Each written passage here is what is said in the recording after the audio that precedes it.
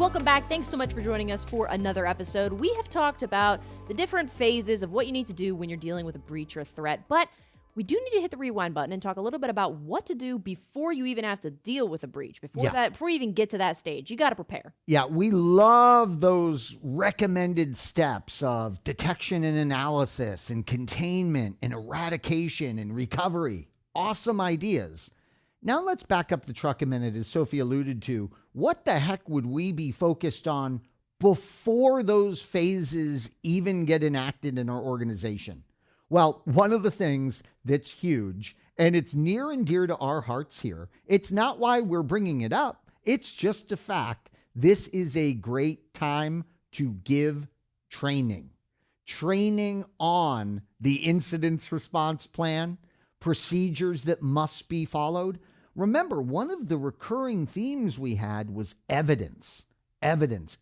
That is critical. If we're not properly training our security staff, they're going to be running around in that eradication and recovery phase, and they may be doing just as much harm as good.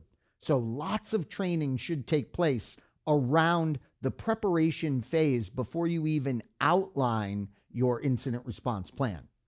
Something else that's great to do is drill scenarios. So absolutely, we should be both blind and non-blind testing this process. What do I mean by that? Well, tell the security team that next Monday, we're going to be doing a drill on the incident response of a major attack. But how about this?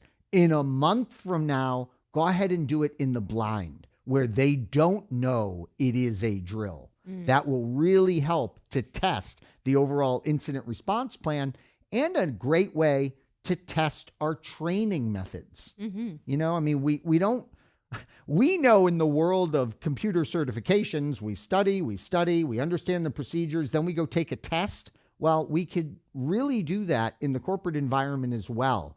And it should be non-threatening and all that great stuff, right? You don't want to cause this environment of intimidation, but you want folks to learn the correct procedures. And doing it blind, too, is going to simulate a real attack more, I would think, because you're not going to get a heads up, an email from an attacker like, on Monday, exactly we're going to breach your... Like, you would not know probably until after it happened. There are companies that would never do a non-blind test. Yeah. They would never do it because they feel like it's a complete waste of time. People are going to be getting out the manuals and following the procedures when they know they're being studied. So that's an interesting one. The last thing we have here is, I love this, right? Let's make sure we get funding for everything.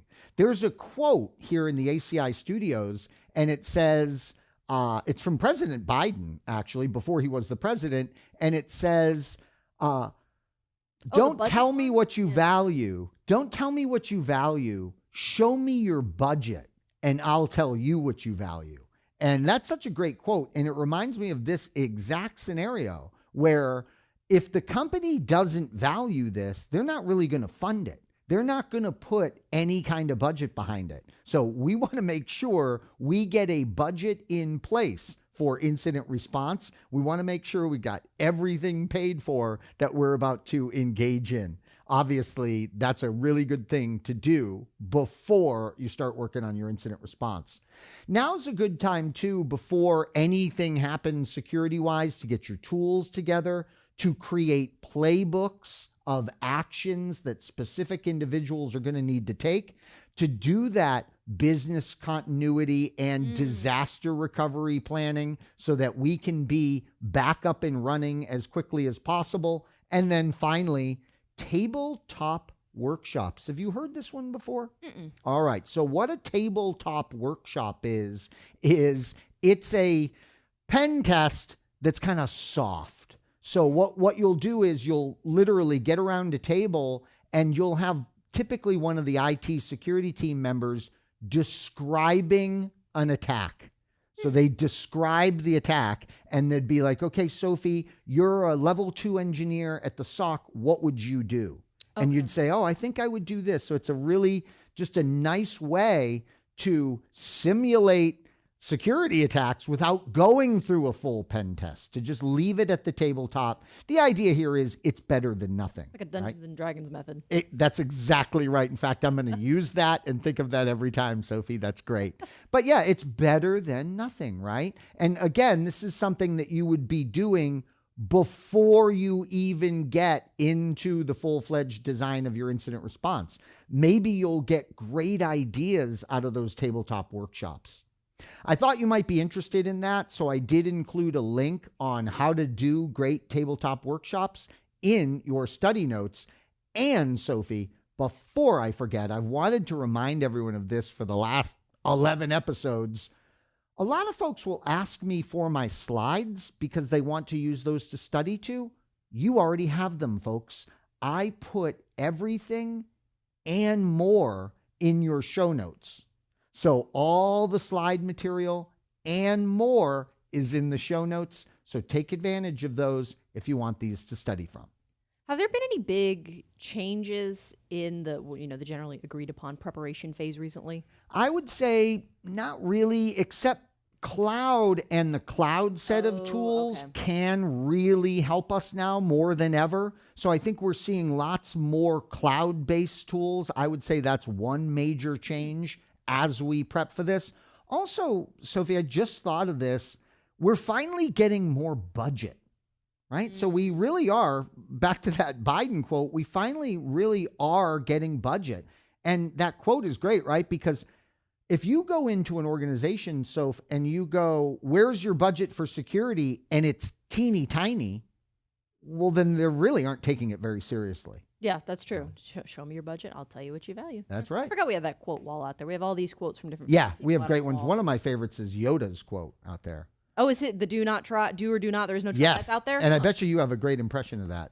Talk about putting you on the spot. Do you do Yoda? Not particularly. Oh, all right. I'll workshop it. Maybe the next course. Excellent. We'll see about doing that. So before we sign off, I did want to ask, do we get any kind of like formal guidance on the preparation phase? Yes. I didn't want to give the indication here that Sophie and I made this up for you. This comes directly from the NIST, the National Institute of Standards and Technology. So yes, they will help you with your preparation phase. And in the very next video, we're going to be talking about the post-incident stuff. Ooh. And the NIST helps us with that too.